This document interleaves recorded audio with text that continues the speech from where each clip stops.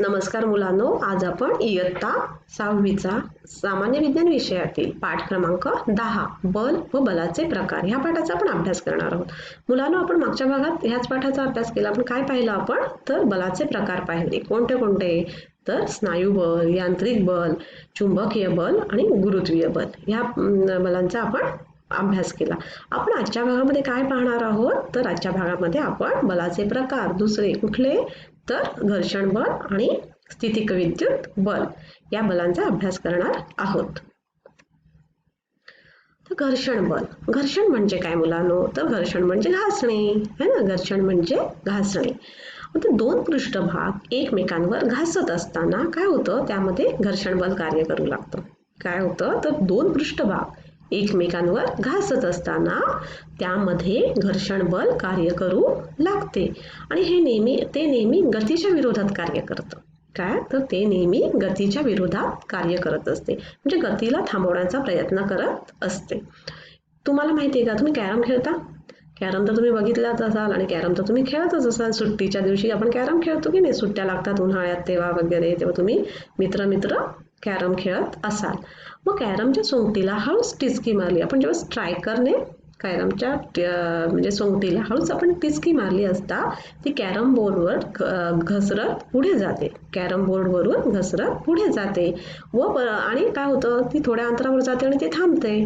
काय होतं? तर बोर्डावरून कॅरम बोर्डवर घसरून पुढे जाते, परंतु काही अंतरावर जाऊन ती थांबते. कळलं? असं का बरं होतं? तर असं होतं कारण कॅरम बोर्ड आणि सोंगटी यांच्यामध्ये घर्षण होतं आणि ह्या घर्षण होऊन काय होतं? तिथे घर्षण बल निर्माण होतं. काय होतं? घर्षण निर्माण होतं. म्हणजे कॅरमचा पृष्ठभाग आणि सोंगटीचा पृष्ठभाग या दोघांमध्ये काय होतं? म्हणजे हे दोन पृष्ठभाग घासल्यामुळे तिथे घर्षण बळ निर्माण होतं आणि त्यामुळे ते सोंगटी म्हणजे थोड्या अंतरावर जाऊन ती थांबते. तुम्हाला तर माहितीच आहे की घर्षण बळ गतीला थांबवण्याचा प्रयत्न करतो. तर तुम्ही एखादा चेंडू असं घरघळणारा चेंडू बघितला असाल. आपण जेव्हा चेंडू फेकतो तेव्हा तो घरंगळत असा पुढे जातो आणि मग नंतर थोड्या अंतरावर जाऊन तो थांबतो. तो का थांबतो बरं? तर हेच कारण आहे की चेंडूचा पृष्ठभाग आणि जमिनीचा पृष्ठभाग एकमेकांना घासला जातो आणि त्या घासल्यामुळे काय होतं? तर घर्षण बळ निर्माण होतं आणि घर्षण बलामुळे काय होतं? चेंडूची गती कमी होते आणि थोड्या अंतरावर जाऊन काय होतो? तो चेंडू थांबतो. म्हणजे कळलं की घर्षण बल जिथे निर्माण होतो, दोन पृष्ठभाग जिथे एकमेकांना घासतात तिथे काय होतं? घर्षण बल कार्य करू लागतं आणि घर्षण बल हे नेहमी गतीच्या विरोधातच असतं. कोणाच्या विरोधात कार्य करतं? तर गतीच्या विरोधात कार्य करतं. आता मुलांनो, जेव्हा तुम्ही कॅरम खेळता असता माहिती आहे ना, मग तेव्हा तुम्ही ते स्ट्रायकरने म्हणजे सोंगट्यात जात नाहीत म्हणून तुम्ही काय करता? थोड्या वेळानंतर तुम्ही त्या ह्याच्यावर पावडर टाकता की नाही? का पावडर? कधी कधी आपण तोंडाला लावायची पावडर सुद्धा टाकतो. जर आपल्याकडे कॅरम बोर्डची पावडर नसेल तर आपण तोंडाला लावण्याची पावडर सुद्धा टाकतो. का? तर गुळगुळीत होण्यासाठी. कशासाठी? म्हणजे घर्षण कमी करण्यासाठी. म्हणजे काय होतं? ती म्हणजे कॅरम बोर्ड आणि सोंगटीमधील घर्षण कमी करण्यासाठी आपण कॅरम बोर्डवर पावडर टाकतो. त्यामुळे काय होतं? तो कॅरम बोर्ड गुळगुळीत होतो आणि मग आपली सोंगटी म्हणजे स्ट्रायकरने आपण जेव्हा सोंगटीला मारतो तेव्हा आपल्याला कमी बल लावावं लागतं आणि मग ती सोंगटी पुढे जाते. तर तुम्ही सायकल चालवता की नाही मुलांनो? 100% तुम्ही चालवतच असणार ना सायकल. मग सायकलला जेव्हा तुम्ही ब्रेक लावता तेव्हा ती थोड्या अंतरावर म्हणजे पुढे अंतरावर जाऊन काय होते? ती थांबते. म्हणजे ब्रेक कसा लागतो बरं? का थांबते ती? आणि तिच्या कोणत्या भागात मध्ये घर्षण होतं? कधी विचार केलात की नाही तुम्ही? की सायकल म्हणजे ब्रेक लावला तर सायकल थांबते, पण ब्रेक का म्हणजे कसा लागतो ब्रेक? तर काय होतं? आपली सायकलची रिंग आणि तो ब्रेकचा पृष्ठभाग असतो ते एकमेकांना घासले जातात. काय जातात? एकमेकांना घासले जातात आणि घासल्यामुळे काय होतं? तिथं घर्षण बळ निर्माण होतं आणि मग काय होते? सायकलला ब्रेक लागतो. कळलं?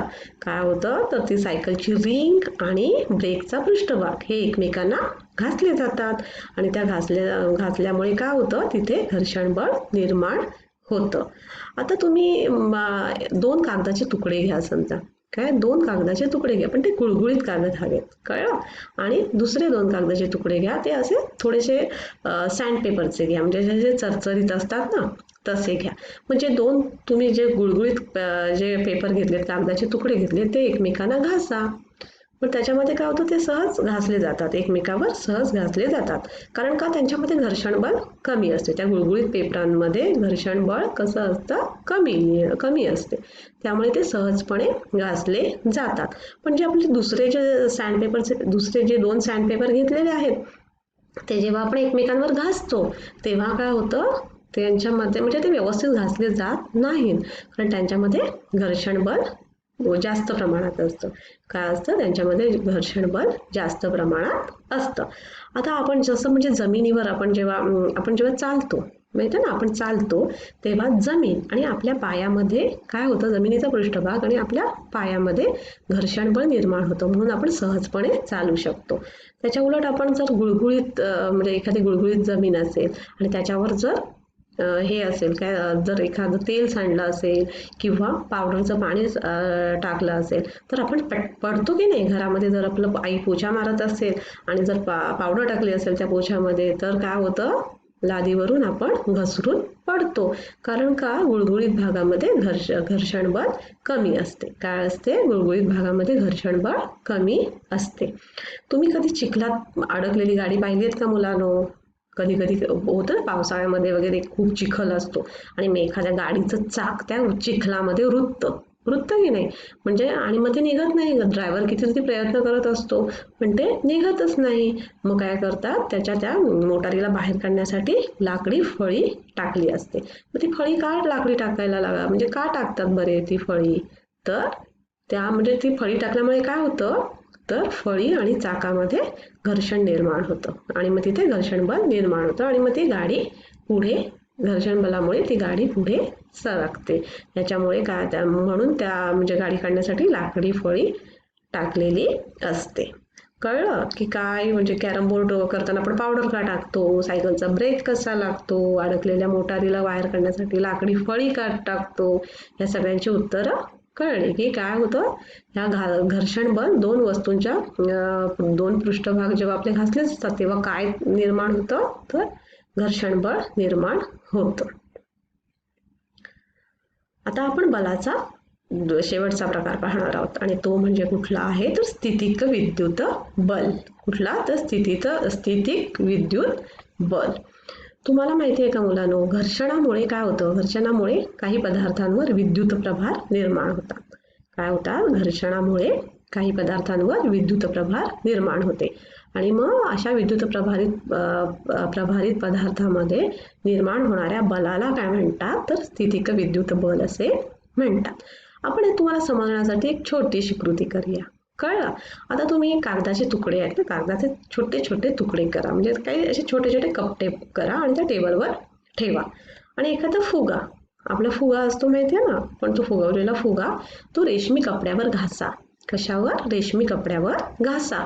मग त्यामुळे काय होईल, तो फुगा प्रभारित होईल, विद्युत प्रभारित होईल. काय होईल, फुगा प्रभारित होईल. आणि मग तो फुगा तुम्ही जर त्या कागदांच्या कपट्याजवळ आणला, तर ते कागदाचे कपटे त्या फुग्याकडे आकर्षिले जातात, म्हणजे ते हलताना दिसतील तुम्हाला. काही तर तो चिकटेल सुद्धा फुग्याला. म्हणजे काय होतं, कारण का, तो प्रभारित फुग्याला ते चिकटतात.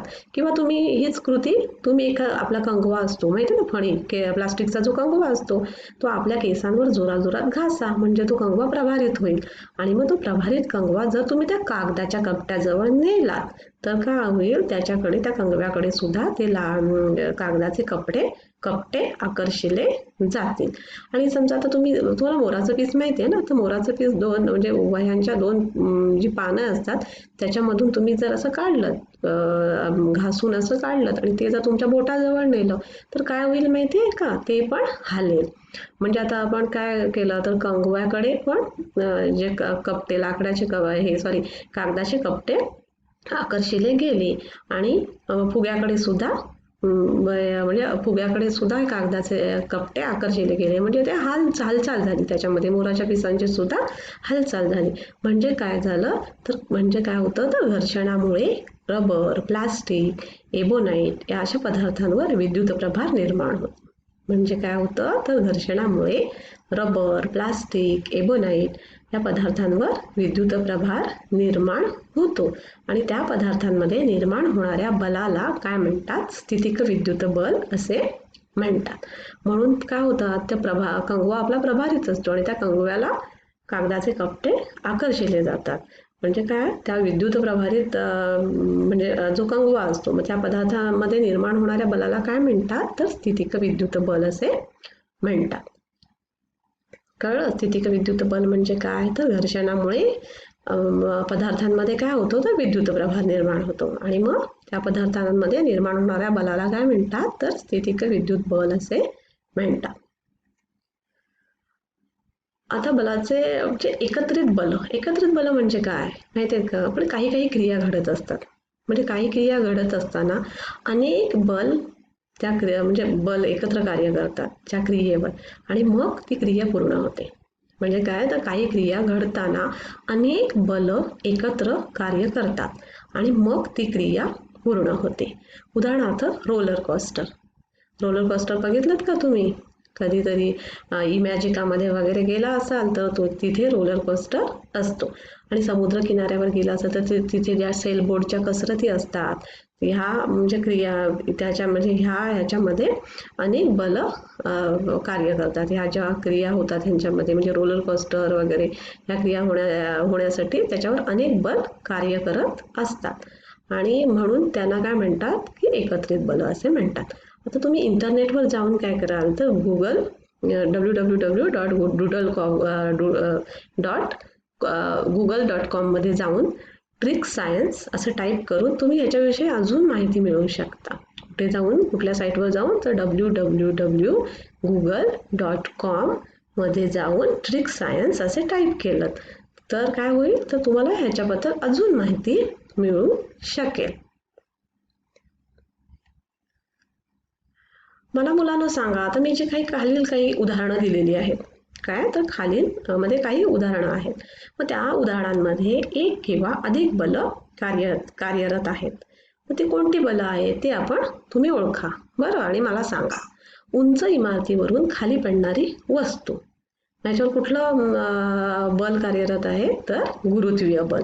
आपण तर बोलतो ना की आपण जर एखादी वस्तू खाली पडली म्हणजे वरती जोर लावून जर वर फेकली तर ती वस्तू काय येते खाली येते किंवा फळं झाडावर जी असतात ती सुद्धा खाली येतात. कशामुळे तर गुरुत्वीय बलामुळे. ओके. आकाशातून जाणारे विमान मग याच्यासाठी कुठलं बल लागतं तर विमान हे पण एक यंत्र आहे माहिती आहे. मग त्याच्यासाठी सुद्धा वेगवेगळी बलं लागतात जसे की यांत्रिक बल स्नायू बल. आणि आता ऊसाच्या चरकातून रस काढताना चरकातून रस काढताना बघितलं का ते मशीन असतं मग त्याच्यामध्ये यांत्रिक बल आणि स्नायू बल या बल कार्यरत असतात. आता धान्य पाखडलं जाताना आई जेव्हा तुमचे धान्य पाखडते तांदूळ खुंटते किंवा गहू साफ करते तेव्हा ती खुंटते ना अशी पाखडते की नाही पाहिलंच असाल तुम्ही जेव्हा ती पाखडते मग तेव्हा कोणतं बल कार्य करतं तिथे तर स्नायू बल म्हणजे ती हाताने हे करते आणि मग तो स्नायूंची हालचाल होते ना आणि मग त्याच्यासाठी कुठल्या बलाचा वापर होतो तर स्नायू बलाचा वापर होतो. तर आज आपण काय शिकलो मुलांनो तर आज आपण घर्षण बल म्हणजे काय आणि स्थितिक विद्युत बल म्हणजे काय आपण पाहिलं. आता घर्षण बल म्हणजे काय तर घर्षण बल म्हणजे काय होतं तर दोन पृष्ठभाग जेव्हा एकमेकांवर घासले जातात तेव्हा काय होतं तिथे घर्षण बल कार्य करते आणि घर्षण बल हे नेहमी कशाच्या विरोधात असते तर गतीच्या विरोधात असते. आता आणि स्थितिक विद्युत बल म्हणजे काय तर काही पदार्थांमध्ये विद्युत प्रभार निर्माण होतो आणि मग त्या पदार्थांमध्ये जे बल निर्माण होते त्याला काय म्हणतात तर स्थितिक विद्युत बल असे म्हणतात. आपण या पाठामध्ये बल आणि बलाचे वेगवेगळे प्रकार पाहिले. बल म्हणजे काय तर आपण एखादी वस्तू उचलण्यासाठी किंवा ती वस्तूला आकार देण्यासाठी किंवा वस्तू सरकवण्यासाठी आपण जो जोर लावतो जी शक्ती आपली आपण हे करतो त्याला काय म्हणतात तर जोर लावतो त्यालाच काय म्हणतात तर बल म्हणतात. आणि ह्या बलाचे आपण वेगवेगळे प्रकार पाहिले तर कुठले तर स्नायू बल यांत्रिक बल अजून कुठला तर गुरुत्वीय बल चुंबकीय बल आणि घर्षण बल आणि स्थितिक विद्युत बल. धन्यवाद.